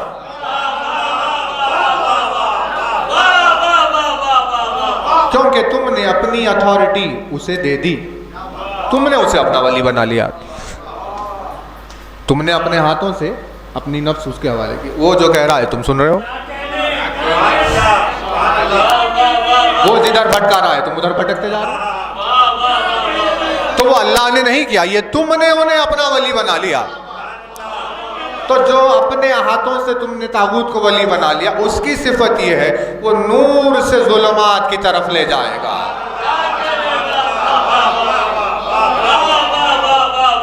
اور اللہ کو تم نے اپنا ولی نہیں بنایا، اللہ کو کسی نے اپنا ولی نہیں بنایا. اللہ تو ولی ہے. بنایا کا مطلب ہی نہیں، بنایا کا کوئی مطلب ہی نہیں اس کو. ہے تو ہے تو بچہ باپ ہے بیٹا ہے، بیٹے کو بیٹا کس نے بنایا؟ باپ کو باپ کس نے بنایا؟ یعنی باپ تو باپ ہے. اب کیونکہ وہ اوپر ہے اسی لیے اس نے انہیں باپ انہیں بیٹا بنایا، چل رہا ہے. لیکن جو ہے ہوتا ہے اسے بنانے کی ضرورت نہیں، جو ہے وہ ہے. بھئی عقل مند ہوتا ہے نا، عقل مند ہے تو ہے، دیوانہ ہے تو ہے. ہم خوش ہو جاتے ہیں تمہیں کیا دیوانہ بنایا؟ اجی دیوانہ بنایا نہیں تو دیوانہ ہے وہ ہے. وہ دیوانگی دکھ گئی اس کی، یہاں ظاہر ہو گئی. ہم نے بنایا نہیں، جہاں انسان عاجز ہو گیا وہاں سے اس کی دیوانگی شروع ہوئی. سمجھے؟ تو اللہ کو کسی نے ولی نہیں بنایا، اللہ تو ولی ہے. ولی ہے وہ لے جائے گا ظلمات سے نور کی طرف، وہ لے جائے گا طاغوت لے جائے گا نور سے ظلمات کی طرف. رکھ دیا کامن. لیکن اللہ نے کہا نہیں، اتھارٹی والے لفظ میں ہمیں کچھ انفرادیت چاہیے، کچھ کرو. اتھارٹی والا لفظ ہے ولی، اس میں انفرادیت. یوں لفظ کو ڈھالا اور لفظ سامنے آیا مولا. لفظ سامنے آیا مولا. اب لفظ مولا کے آتے ہی اس نے وضاحت کی کہ دیکھو فرق کیا ہے. ذالک بان اللہ مولا الذین آمنوا. یہ اسی لیے کیونکہ اللہ ایمان لانے والوں کا مولا ہے. میرے پروردگار میں ایمان لے کر آیا، میں مومن ہو گیا، تو میرا مولا ہے؟ کہا ہاں میں تمہارا مولا. بھئی جب تو میرا مولا ہے تو پھر بات ختم کر دے, ہو گئی بات. اب اس میں اور کیا بات کریں گے؟ میں ہوں ایک عاجز بندہ, میں ہوں ایک ناتوان بندہ, مجبور محتاج بندہ, تو مولا ہے, ختم ہو گئی بات. میں کہا نہیں, ختم نہیں ہوئی, میں تو مولا ہوں. لفظ ولی شفٹ ہوا مولا میں, اللہ نے کہا میں مولا. ارے بھائی جب تو مولا ہے تو پھر ختم کر دے بحث کو. جب تو مولا ہے تو پھر بات آگے کیا بڑھے؟ اب کسی اور کے مولا ہونے کی ضرورت ہے کیا؟ کہ میں مولا ہوں, مومنین کا میں مولا ہوں. اسی اتھارٹی کی وجہ سے میں نے تیر کے میدان میں روکا.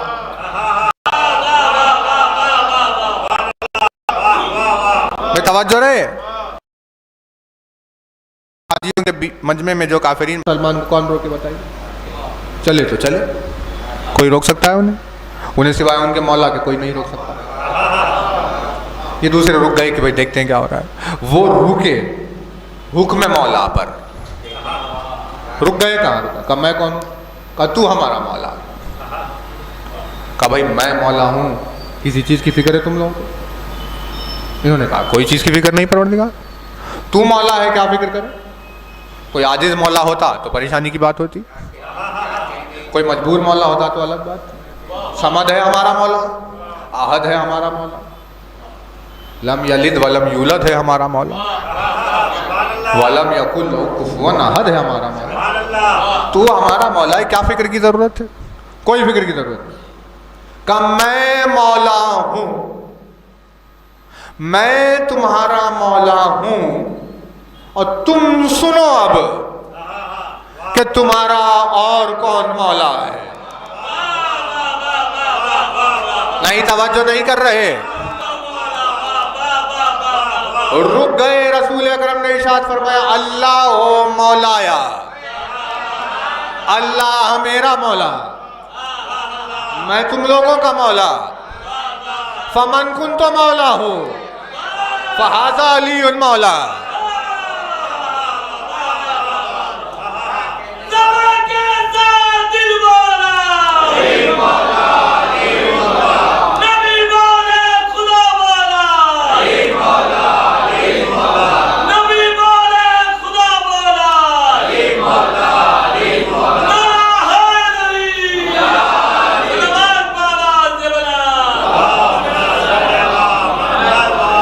توجہ رہے, مولائیت کے معجزے تو دیکھیے کہ مولاؤں کا کیا عالم ہے.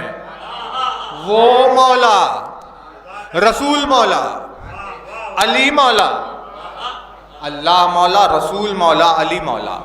رسول وہ مولا ہے, رسول وہ مولا ہے جو اللہ کے مولا ہونے کے بعد بھی ایک مولا ہے. نہیں توجہ نہیں کر رہے بھائی. اللہ کے مولا ہونے کے بعد کسی مولا کی ضرورت تھی؟ کسی مولا کی ضرورت نہیں. لیکن رسول وہ مولا ہے کہ اللہ کے مولا ہوتے ہوئے بھی ایک اور مولا, اللہ کے مولا ہوتے ہوئے جو مولا ہو جائے وہ مولا رسول ہے. علی وہ مولا ہے جو اللہ کے مولا ہوتے ہوئے رسول کے مولا ہوتے ہوئے مولا ہو جائے.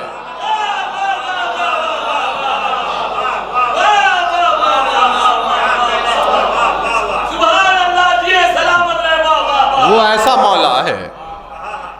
تب پروردگار عالم نے کہا دیکھو بھائی ولی آ گیا ہے کامنلی, ادھر بھی ادھر بھی, لہذا حالانکہ اس میں بہت فرق ہے لیکن ہم لفظ کو شفٹ کرنا چاہتے ہیں. کہ کیا کریں؟ کہا مولا, کا مولا.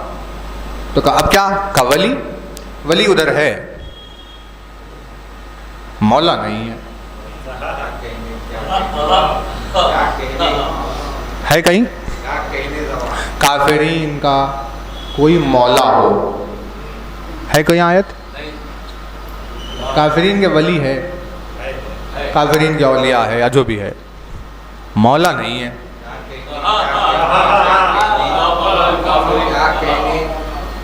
ان کے پاس مولا نہیں ہے، اپنی نفسوں کو بیچ کر کسی کو بھی ولی بنا لیا.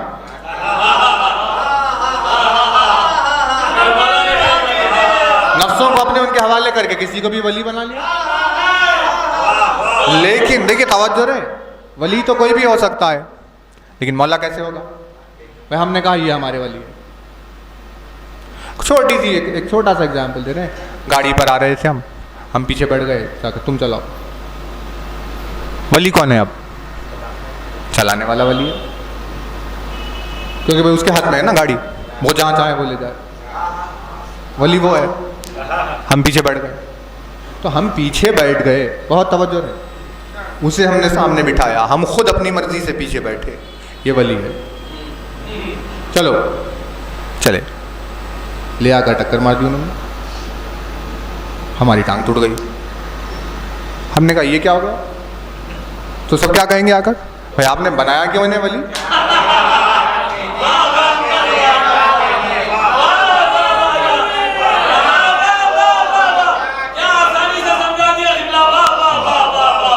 تم نے انہیں ولی کیوں بنایا اپنا؟ خود اپنے ہاتھوں سے تم نے انہیں اپنا ولی بنا لیا. تم نے انہیں اپنا بڑا مان تو لیا، لیکن وہ بڑائی نبھا نہیں سکے. تم نے ہاتھوں سے اپنے انہیں ولی بنا لیا، لیکن وہ مولا نہیں ہے. نہیں توجہ نہیں کر رہے. ولی وہ ہوگا جسے ہم نے اپنے ہاتھوں سے بڑا بنا لیا، لیکن اس بڑپن کو نبھا نہیں رہا ہے. مولا وہ ہے جسے ولی اللہ نے بنایا اور وہ اپنی ولایت کو نبھا رہا ہے. جس کو تم نے اپنا ولی بنایا، اس پر اعتماد کیا، نقصان اٹھا لیا. لیکن جو مولا ہوتا ہے وہ کسی کے اعتماد کو نہیں توڑتا.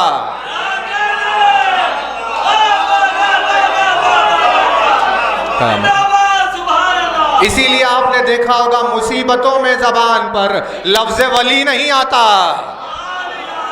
لفظ مولا آتا ہے.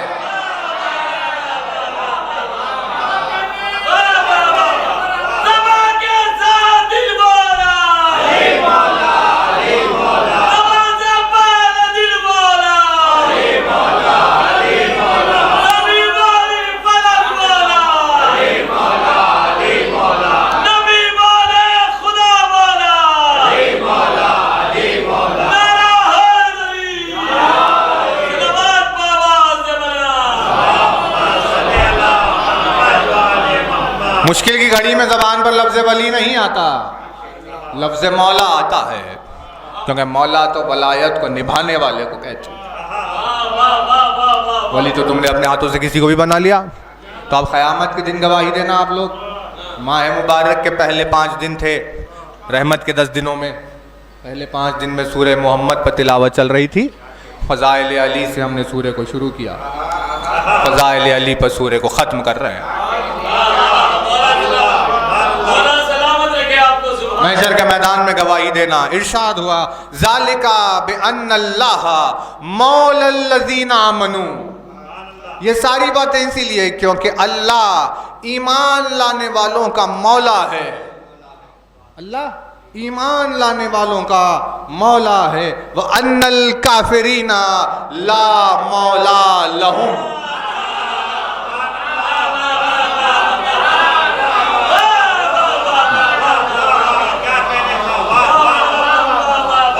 اور کافر وہ ہے جن لوگوں کا کوئی مولا نہیں ہوتا.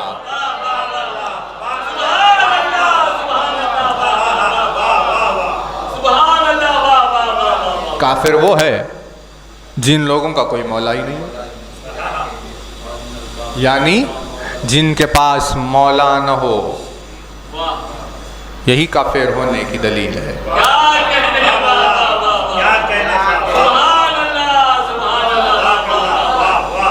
بھائی توجہ ہے، ولی ہو سکتا ہے کیونکہ انہوں نے اپنے ہاتھوں سے بنا لیا کسی کو بھی، لیکن مولا نہیں ان کے پاس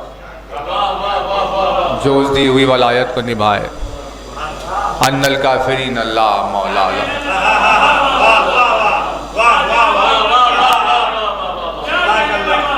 ذالک بان اللہ مولا الذین آمنوا. وَأَنَّ الْكَافِرِينَ لَا مَوْلَى لَهُمْ، کافروں کا کوئی مولا ہی نہیں ہے۔ تو سورہ محمد کی شروع کی 10 آیتوں میں کافر کے 3 ڈیفینیشن دی اللہ نے۔ جو سبیل الہی کے آڑے آ جائے وہ کافر ہوتا ہے، سبیل الہی کے جو آڑے آتا ہے وہ کافر ہوتا ہے۔ دوسرا کیا تھا؟ جو دوسری صفت تھی وہ کیا تھی؟ جو اللہ کی نازل کردہ شے سے کراہیت کرتا ہے وہ کافر ہے۔ اور تیسرے یہ کہ جن لوگوں کے پاس مولا نہیں ہے وہ کافر ہے۔ کیا کہنے صاحب، واہ واہ واہ، 3 مقامات کے، واہ واہ واہ۔ توجہ ہے نا؟ 3 مقامات پر بھی کافروں کی شناخت کرا دی، 3 مرتبہ ان کے اعمال گما دیے، 3 مرتبہ ان کی شناخت کرا دی کافر کون ہے، اور ایک سلسلہ چلا۔ جزاک اللہ، جزاک اللہ۔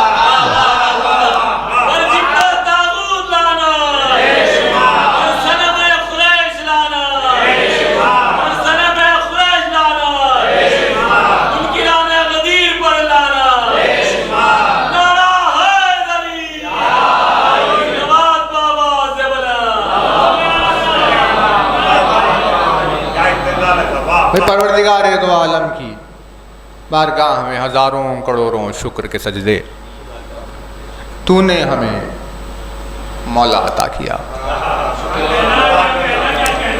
وہ تو مولا ہے ہی، اس کے بارے میں کیا کہیں بتائیے، اس کی شان میں کیا فرق پڑ جانے والا۔ وہ تو صمد ہے ہی، یہ تو معصوم ہے ہی، یہ تو مولا ہے ہی، اس میں کوئی تبدیلیاں نہیں ہے۔ مولا اس کے ہونے سے ہمارا ایمان محفوظ ہو گیا، ہم کافر ہونے سے بچ گئے کیونکہ مولا ہے۔ بس پھر اسی مولا کے وسیلے اس کی بارگاہ میں یہ دعا ہے کہ پروردگار عالم ہمیں ماہ مبارک کی برکتوں سے، اس کی عظمتوں اور عزتوں سے نوازے۔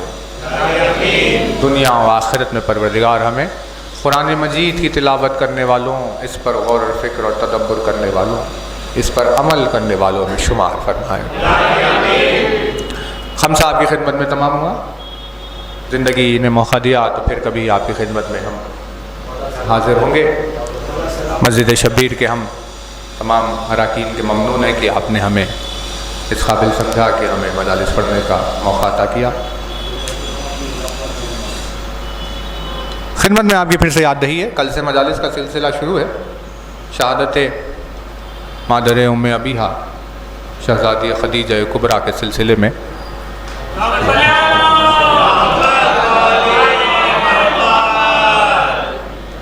اس شہادت کے سلسلے میں 5 مجالس کا انعقاد کیا گیا ہے۔ کل سے آغاز ہے، الگ الگ ذاکرین اس سے خطاب کریں گے۔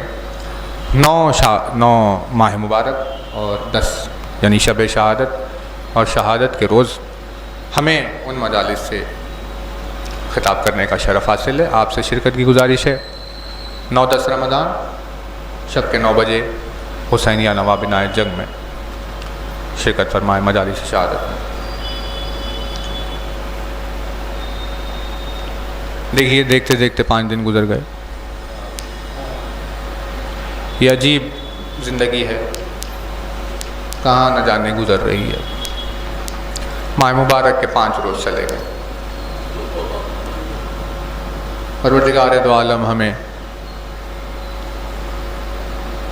جتنی بھی زندگی ہے اس زندگی میں اعمال صالح کرنے کی توفیق عطا فرمائے۔ بارگاہ میں اپنی ہمیں سرخرو یاد فرمائیں، گناہوں سے پاک اور طاہر کر کے اپنی بارگاہ میں ہمیں حاضر کریں۔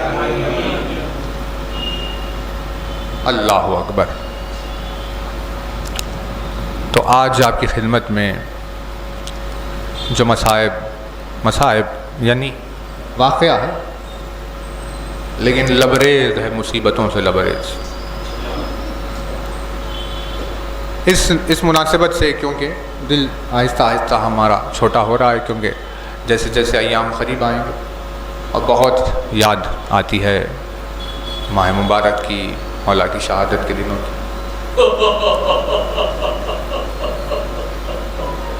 وہ تھوڑی سی یاد کی تو چھلک ہے، آپ خدمت میں بس واقعے سے تمام کر رہے ہیں مجلس۔ یہ تو 1440 ہجری 1444 45 جو چل رہی ہے، جو بھی 40 ہجری میں جو ماہ رمضان آیا تھا،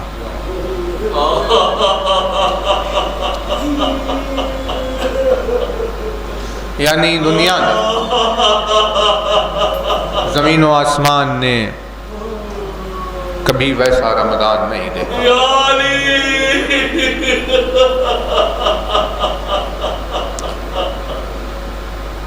قرآن نازل ہوا، دین آیا، اللہ کے رسول کے گھر میں، اور رمضان کی برکتیں، اس کی شان و شوکت ہمیں دکھائی دیتی تھی اہل بیت کے گھرانے میں۔ لیکن 40 ہجری کے رمضان میں اہل بیت پر وہ مایوسی طاری ہوئی، اس غربت و مظلومی سے گزرے کہ ویسا ماہ مبارک آسمانوں اور زمین نے نہیں دیکھا۔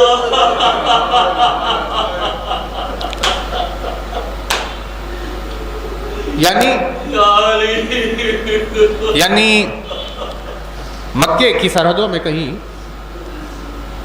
اس زمین پر رہنے والے سب سے شقی ترین، ذلیل ترین افراد میں کچھ لوگوں نے معاہدہ کیا، اور اس معاہدے میں سے ایک کوفے کی جانب چلا کہ علی کو خط لکھا جائے۔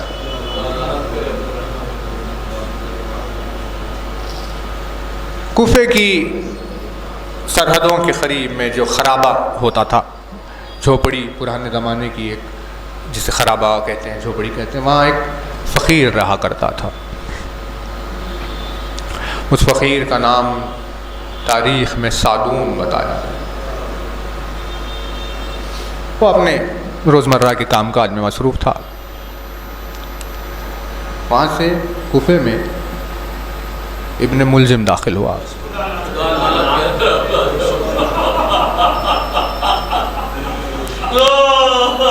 تو اب ظاہر ہے شہر میں ابھی آیا، اور جس ارادے سے، جس نیت سے آیا تھا، تو وہ چھپ چھپ کر، نظریں چھپا کر کوفے کی گلیوں سے گزر رہا، ہوتے ہوتے سادون کے خرابے تک پہنچ گیا۔ وہاں بیٹھا ہوا تھا، سادون نے دور سے دیکھا کہ یہاں کوئی آیا ہوا ہے، پوچھا کہ تو کون ہے؟ اس نے کہا بھائی میں مسافر ہوں، یہاں رک گیا، تمہارا مہمان ہوں۔ سادون نے کہا میں نے کسی کو دعوت نہیں دی، تو میرے پاس مہمان بن کر کیسے آ گیا؟ بہرحال بہت قیامت خیز باتیں کی اس نے، تو کہا کہ لیکن صورت سے تیری دکھائی تو دے رہا ہے کہ تو بھوکا بہت ہے، بیٹھ جا یہاں، تیری بھوک کے مٹ جانے کا میں انتظام کرتا ہوں۔ بیٹھ گیا۔ اب باتیں جو کی اس نے، عجیب جملے کہے، فقیر ہے فقیر، راستے میں جھوپڑی میں رہنے والا، خرابے میں رہنے والا فقیر، لیکن کیا منزل ہے؟ اس نے پوچھا عبادت کے تعلق سے؟ کہا بھائی خوارج روزے، صوم و صلات، ان چیزوں کے بڑے مشہور۔ سادون نے کہا لگتا ہے تجھے اس کے علاوہ کچھ آتا نہیں ہے، لگتا ہے تو نے عبادت کو سمجھا ہی نہیں۔ درمیان میں گفتگو اس نے سوال پوچھا، عجیب تعجب کی بات ہے، فقیر ہے کہ تو کوفے میں آ گیا، اور کوفے میں آنے کے بعد بھی تو نے اللہ کو دیکھا نہیں؟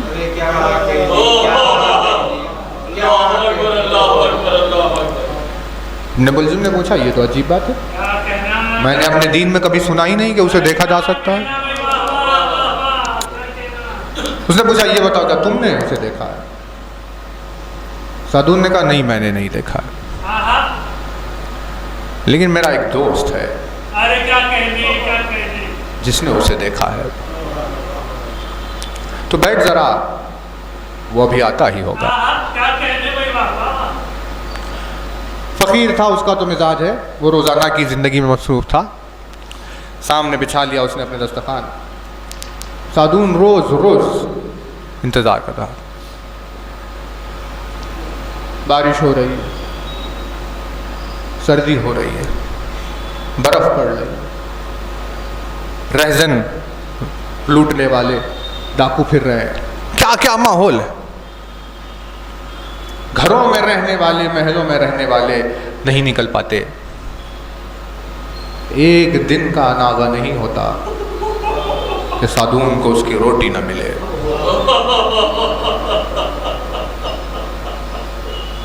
अल्लाह रे तेरा आज़्म या अली। यानी जम जा रहे हैं लोग सर्दी से, वैसे आलम में बारीक लिबास पहने हुए, दोष पर अपने रोटियों का बोझ लाते हुए।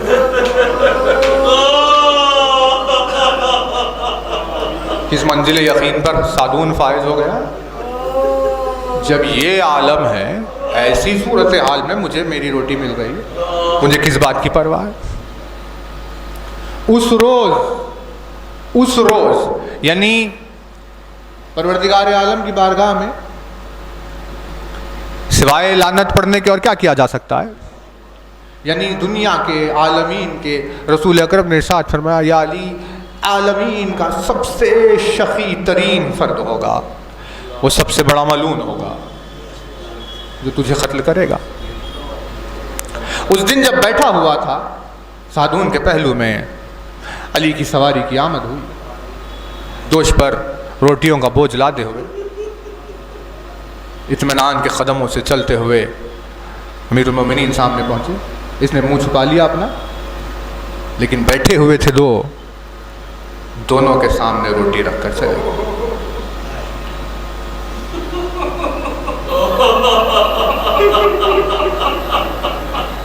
ये अली का किरदार, ये अली का मजहर अलीम बिज़ात सुदूर, और रोटी दोनों के सामने रखकर चले। यानी अली के हाथों की रोटी खाई इसी माह मुबारक में, और उसी अली के सर पर ज़रब लगाई इसी माह मुबारक में।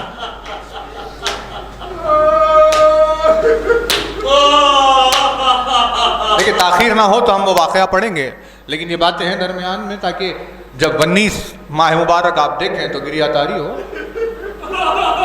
यदुल्लाह ने अपने हाथों से रोटी सामने रखी, उसने अपने हाथों से रोटी खाई जो अली के हाथों की दी हुई थी, फिर उन्हीं हाथों से अली के सर पर ज़रब लगाई। जिन हाथों से रोटी अता की, उन हाथों से अली ने अपना सर थाम लिया। जब उसे सामने लेकर आए तो उसके हाथों को अली ने खुलवा दिया।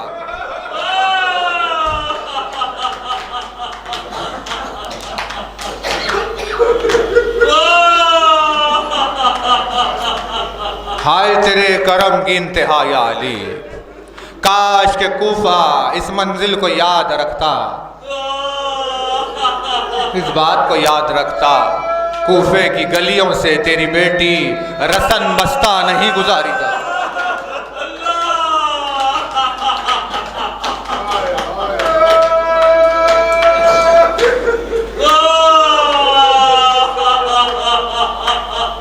मुलाकातें ऐसी कई मौला के लोगों से जो होती रही। एक वाक़या तारीख ने लिखा कि ऐसे ही एक शख्स अनजान परदेसी कूफे में दाखिल हुआ।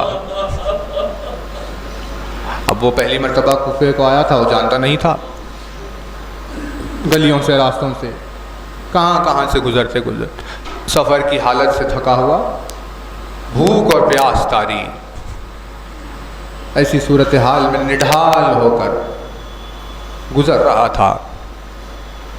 दूर से उसकी निगाह पड़ी, مسجد کوفہ کے قریب، دروازے کے قریب اس نے دیکھا کوئی دور سے کوئی بیٹھ کر وہاں کھانا کھا رہا ہے۔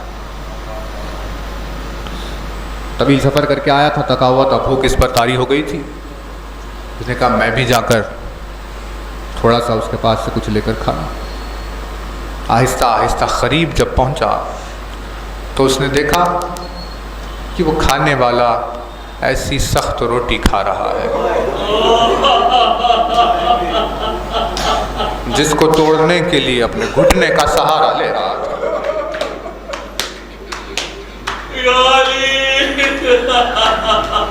اس نے دیکھا کہ بھائی میں نے اپنی زندگی میں کبھی کسی کو ایسی روٹی کھاتے ہوئے نہیں دیکھا، لیکن بھوک سے مجبور تھا، قریب آ کر بیٹھ گیا۔ اس نے کہا مجھے بھی کچھ عنایت فرما۔ کھانے والے نے اس کی طرف دیکھا اور دیکھ کر کہا یہ روٹی جتنی سخت ہے اس کو تو کھا نہیں سکتا، میں تجھے ایک گھر کا پتہ بتائے دیتا ہوں، تو وہاں پر جانا، وہاں دسترخوان بچھا ہوا ہوگا، وہاں دسترخوان پر نرم روٹیاں لا کر رکھی جا رہی ہوگی، وہ غذا تیرے لیے صحیح رہے گی، تو یہ روٹی نہیں کھا سکتا۔ اسے جگہ کا پتہ بتایا۔ اب وہ حیرت زدہ آہستہ آہستہ چل رہا تھا کہ بھئی ایسے زمانے میں کیا یہ ہو سکتا ہے کہ خود ایسی روٹی کھائے اور مجھے کسی گھر کا پتہ دے جہاں دسترخوان بچھا ہوا۔ حیرت زدہ اسی طرح بتائے ہوئے راستے سے چلتے چلتے جب پہنچا تو اس نے دیکھا واقعاً گھر کا دروازہ کھلا ہوا، دسترخوان بچھا ہوا ہے، دروازے پر سراپا جلوہ نور کوئی ہستی کھڑی ہوئی ہے۔ کھڑے رہ کر سوچ رہا تھا کہ اندر کیسے داخل ہو جاؤں۔ دروازے پر کھڑے ہوئے علی کے فرزند نے آ کر اس کا ہاتھ تھاما۔ کیوں شرما رہا ہے؟ یہ خداوند عالم کی بارگاہ ہے، یہاں پر تجھے جھجکنے کی ضرورت نہیں، جتنی بھوک لگ رہی ہے آ کر بیٹھ کر جتنا چاہے اتنا کھا لے۔ عزت و اکرام سے جب اسے اپنے گھر میں بلایا گیا تو اسے یقین نہیں ہو رہا تھا۔ دسترخوان پر بٹھا دیا گیا، سامنے اس کے روٹی رکھی گئی، وہ غذائیں جو سامنے آئی، حیرت زدہ تو تھا لیکن بھوک کے عالم میں کھانے لگا۔ ایک نوالا کیا اس نے اپنے دہن میں رکھا، ایک نوالا اپنی جھولی میں رکھ لیا، پھر ایک نوالا اپنے دہن میں کیا رکھا، پھر ایک نوالا اپنی جھولی میں رکھ لیا۔ ایک نوالا دہن میں، ایک نوالا جھولی میں رکھتے رکھتے جب اس طرح جمع کر رہا تھا، منظر کو دور سے حسن مجتبیٰ نے دیکھ کر قریب آ کر اس سے کہا اے بندہ خدا، تو جس سے جتنا کھانا چاہتا ہے تو پہلے اطمینان سے کھا لے، لیکن اس کے بعد اگر تو کسی کے لیے لے جانا چاہتا ہے تو کھانے کے بعد لے کر چلا جا، یہاں کوئی پابندی نہیں ہے۔ یہ سننا تھا، وہ حیرت میں پڑ گیا۔ اس نے کہا ہاں میں لے جانا تو چاہتا ہوں، لیکن میں پوری غذا کھانے تک رک نہیں سکتا، انتظار نہیں کر سکتا، کیونکہ مجھے اس جگہ کا پتہ معلوم نہیں تھا، میں تو راستے سے آ رہا تھا، میں نے دیکھا ہے غریب المزاج خاکسار زمین کے فرش پر بیٹھ کر سوکھی ہوئی روٹی کھا رہا تھا، اسی نے مجھے یہاں کا پتہ بتایا۔ جب بھی میں نوالا اپنے دہن میں رکھ رہا ہوں، میری آنکھوں میں اس کا چہرہ آ رہا ہے، میری آنکھوں میں اس کی سخت روٹی کا توڑنا آ رہا ہے، اس سبب سے میں بے چینی سے جلدی یہ جمع کر رہا ہوں تاکہ یہاں سے لے جا کر اس کے سامنے رکھوں کہ اس میں سے وہ بھی کچھ کھائے۔ یہ داستان سننا تھا۔ حسن مجتبیٰ رونے لگے اور فرمایا اے بندہ خدا، وہ کوئی اور نہیں ہے، وہ مومنین کا امیر، وہ متقین کا امام، وہ رسول کا جانشین، وہ میرا بابا علی ہے۔ اس کے لیے یہ نرم غذائیں نہیں، وہ تو سوکھی ہوئی روٹی ہی کھاتا ہے۔ واقعہ یہاں تمام ہو گیا، لیکن فریاد بلند ہوئی یا علی، خود سوکھی ہوئی روٹی کھا کر فقیر کو دسترخوان حسن کا پتہ دینے والے، تیری اولاد کربلا کے میدان میں کھڑے ہو کر پانی کی ایک بوند کا سوال کر رہی تھی۔ العطش قد قتلنی کی صدائیں بلند ہو رہی تھی، نہ پانی کی کوئی ایک بوند دینے والا تھا، نہ زخم علی اکبر کی وجہ سے حسین کو کوئی دلاسا دیتا۔ عالم تنہائی میں تیرا بھرا ہوا گھرانہ